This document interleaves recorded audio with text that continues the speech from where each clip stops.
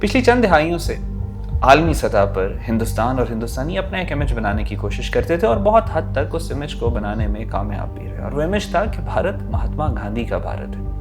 بھارت مہاتما گاندھی کا golden principal non violence یعنی اہنسا کے اصولوں پر چلتا ہے, اور اسی اہنسا یعنی نان وائلنس سے بھارت اپنی فارن پالیسی کا نیریٹو بھی نکالتا تھا اور یہ کہتا تھا کہ ہماری فارن پالیسی نان الائنمنٹ کی فارن پالیسی ہے. ہندوستان نے ہمیشہ خود کو ایک پرامن, نان وائلنٹ اور غیر جانبدار ملک کے طور پر دنیا کے سامنے پیش کرنے کی کوشش کی. یہاں تک کہ وہ آرگنائزیشن جو آج بھارت کو رول کر رہی ہے, بی جے پی کی بیک بون یعنی RSS, اس کو 3 دفعہ بھارت میں بین کیا گیا دہشت گردی کے ایلیگیشنز کے اوپر. لیکن 2014 میں نریندر مودی کے اقتدار میں آنے کے بعد اس بیانیے اور فارن پالیسی کے اندر یکسر تبدیلی آئی. مودی انتظامیہ, نیتنیاہو اور دنیا کے دیگر ہارڈ لائنرز حاکموں سے بہت متاثر تھی. ان کے اندر یہ سوچ موجود تھی کہ اگر پوری دنیا کے اندر اس وقت ہارڈ لائنرز جو ہیں وہ اقتدار میں ہیں, اور ان ہارڈ لائنرز سے اگر نریندر مودی میکسیمم فائدہ اٹھانا چاہتا ہے تو انڈیا کو اپنی یہ نان وائلنٹ اور جو پالیسی ہے, جو ایک سافٹ فارن پالیسی یہ لے کے چل رہے ہیں, اس کو ختم کر کے ایک ہارڈ لائن فارن پالیسی کی طرف آنا پڑے گا. اور یہیں سے پھر اکھنڈ بھارت, ہندو راشٹر اور ہارڈ لائن فارن پالیسی کا جو نیریٹو ہے وہ مارز وجود میں آیا. اصل مسئلہ تب شروع ہوا جب ہندوستان نے ایک طرف جارحانہ پالیسی یعنی ہارڈ لائن لینا شروع کر دی, اور دوسری طرف وہی پچھلا بیگیج جو گاندھی کی نان وائلنس اور سافٹ فارن پالیسی پروجیکشن کی وجہ سے جو ایک نان الائنمنٹ کی پالیسی انڈیا کی فارن پالیسی کو اسٹرینتھن کر رہی تھی, وہی نان الائنمنٹ کی پالیسی لے کر آئے. لیکن جو بیانیہ تھا وہ ہارڈ لائنر بیانیہ تھا. تو یہ فاؤنڈیشنل تضاد, ڈائیکاٹومی انڈیا کی فارن پالیسی میں ہے. اچھا, پرامن اور نان وائلنس کے بیانیے کے ساتھ تو غیر جانبداری سمجھ میں آتی ہے, لیکن ہارڈ لائن کے ساتھ عدم وابستگی یعنی نان الائنمنٹ کا یہ تضاد دنیا کے سامنے برقرار رکھنا انتہائی مشکل تھا. سشما سوراج کے بعد جب جے شنکر انڈیا کے فارن منسٹر بنے تو اس نے اسی ہارڈ لائن بیسڈ نیریٹو کو ایک سٹرکچرل شیپ دی اور بھارت کے فارن پالیسی کے اندر, فارن آفس کے اندر تبدیلیاں لائی. دنیا کے ساتھ بڑی سختی سے بات کرنا شروع کی, بڑا متکبرانہ بیہیویئر لے کے ورلڈ سٹیج کے اوپر گئے. ساتھ ساتھ نان الائنمنٹ بھی چل رہی تھی. یہ کہا کہ ہم کسی کے ساتھ نہیں ہیں, لیکن جس سے چاہیں گے سختی سے بات کریں گے اور اپنے انٹرسٹ کو پروٹیکٹ کریں گے. انہوں نے دنیا کے ساتھ سخت لہجے میں بات کرنا شروع کی اور وہی چیز بیک فائر کی. اس پالیسی کا پہلا بڑا سیٹ بیک سامنے تب آیا جب ہندوستان نے G20 سمٹ کا انعقاد کیا. پوری دنیا سے ورلڈ لیڈرز بھارت کے اندر اکٹھے ہوئے. بھارت کے فارن آفس نے پوری دنیا کو بتایا India was the centre of international attention. کیا جو بائیڈن تو کیا فرانس کے پریمیئر, کیا پوری دنیا سے ٹاپ 20 کنٹریز کے ہیڈز بھارت میں موجود تھے. نریندر مودی میزبانی کر رہا تھا اور انڈیا کی پوری دنیا میں واہ واہ ہو رہی تھی. لیکن اس کا پہلا سیٹ بیک یہ ہوا کہ یہی تمام ورلڈ لیڈرز بھارت میں آئے, بھارت کی مہمان نوازی انجوائے کی, اور within 15 days of the summit they started talking against India. وجہ یہی تھی کہ ایک طرف نان الائنمنٹ کو پروٹیکٹ کرنا کہ ہم تو کسی کے ساتھ نہیں ہیں اور سب کے ساتھ ہیں اور اپنے انٹرسٹ کو پروٹیکٹ کریں گے, اور اس کے ساتھ نیریٹو ہارڈ لائن.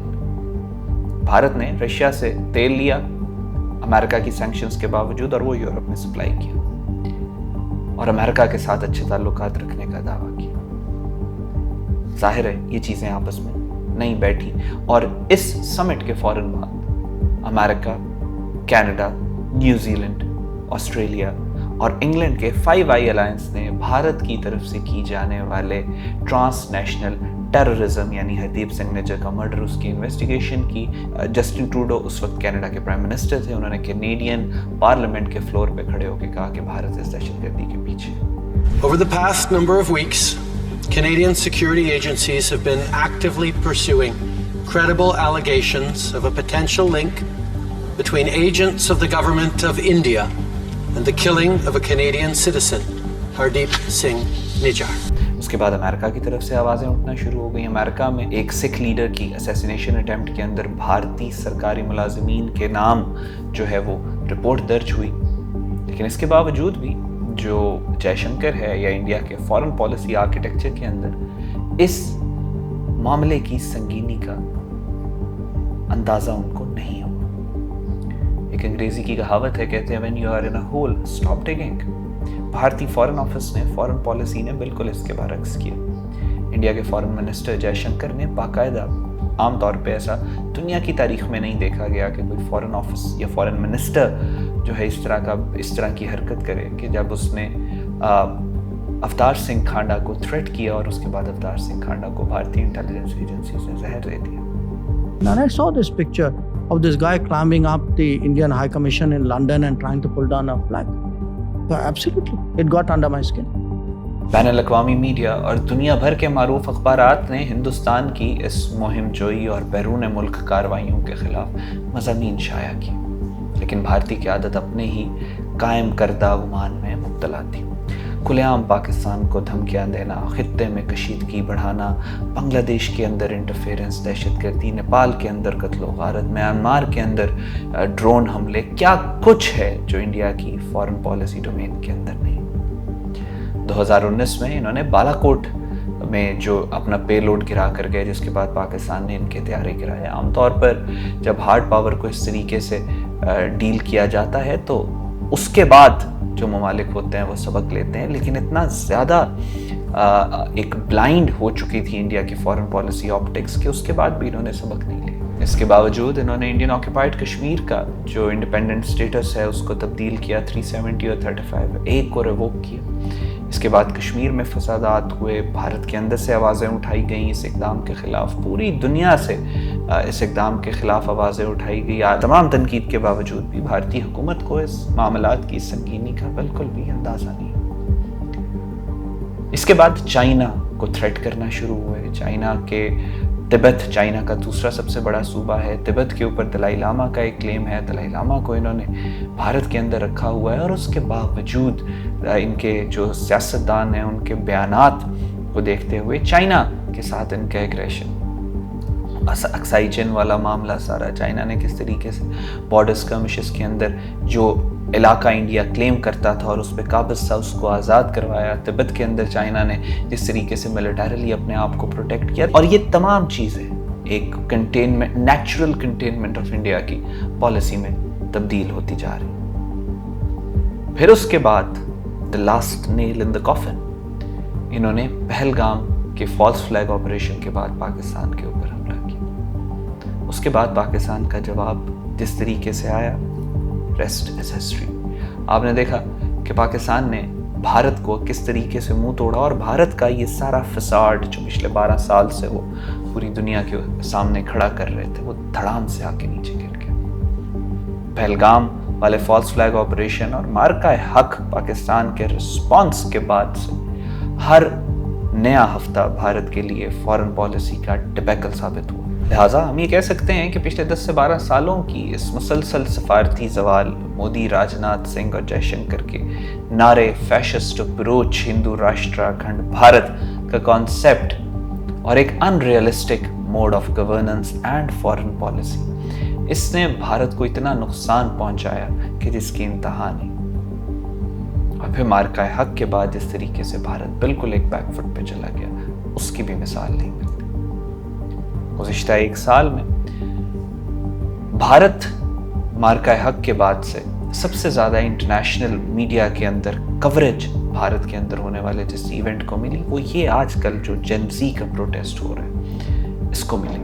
دنیا کے ہر انٹرنیشنل نون جریدے نے اس پروٹیسٹ کو کور کیا, فارن پالیسی پنڈتس نے اس پروٹیسٹ کو کور کیا, پوری دنیا میں انالیسز ہوا کہ مودی کہاں پہ کھڑا ہے, پوری دنیا نے یہ جنریشن زی کے بچوں کی ویڈیوز دیکھی, انسٹاگرام کیا تو فیس بک کیا تو ٹک ٹاک کیا. The way Indian youth weaponized humor, پوری دنیا نے اس کو اپریشیٹ کیا. ان بچوں نے جس طریقے سے نریندر مودی کے فیشزم کو ایکسپوز کیا, اس کی پوری دنیا کے اندر اس کو ایک بڑی قریب سے دیکھا گیا. آج پوری دنیا بھارت کے اندر سے نریندر مودی کے بیانیے کو دیکھ رہی ہے. آج پوری دنیا دیکھ رہی ہے جو ظلم RSS कर रही है आज पूरी दुनिया के सामने एक दफ़ा फिर एक बहुत नए एंगल्स भारत का चेहरा बेनकाब हुआ, और ये दोबारा से इंडिया की फॉरेन पॉलिसी का एक बहुत बड़ा डिबैकल है जो आने वाले दौर में इसको हॉन्ट करेगा। इंडियंस इस प्रोटेस्ट को सिर्फ इंटरनली देख रहे हैं, इंडियन गवर्नमेंट, लेकिन फॉरेन पॉलिसी के ऊपर जिस तरीके से ये इम्पैक्ट करने वाला है इसका इनको अभी अंदाजा भी नहीं है। एक सोच बीजेपी के अंदर भी मौजूद है कि जयशंकर की हार्ड लाइन ने भारत को बहुत नुकसान पहुंचा, और इसी वजह से एक्सपेक्टेड है कि आने वाले 3 से 4 माह या 6 माह के अंदर जयशंकर को हटा दिया जाएगा, उसको बलि का बकरा बनाया जाएगा, मोदी को बचाया जाएगा, जयशंकर को हटा के एक सॉफ्ट यंग फॉरेन मिनिस्टर को लेके आया जाएगा जो कि दोबारा से नॉन वायलेंस और अहिंसा का एक नैरेटिव क्रिएट करने की कोशिश करेगा। लेकिन उसकी आड़ में, उसके राइट अंडर हिज नोज और उसके एक पर्दे के पीछे भारत अपनी जो पॉलिसीज हैं नरेंद्र मोदी की उनको कंटिन्यू करेगा। दोबारा से एक डायकोटमी क्रिएट करने जा रहे हैं। देखना ये है कि आगे भारत की फॉरेन पॉलिसी किस तरफ जाती है। क्या इस गड़े से वो अपने आप को निकाल सकते हैं या इस गड़े को वो मजीद खो देंगे। Next 6 months are going to be extremely important for India's foreign policy.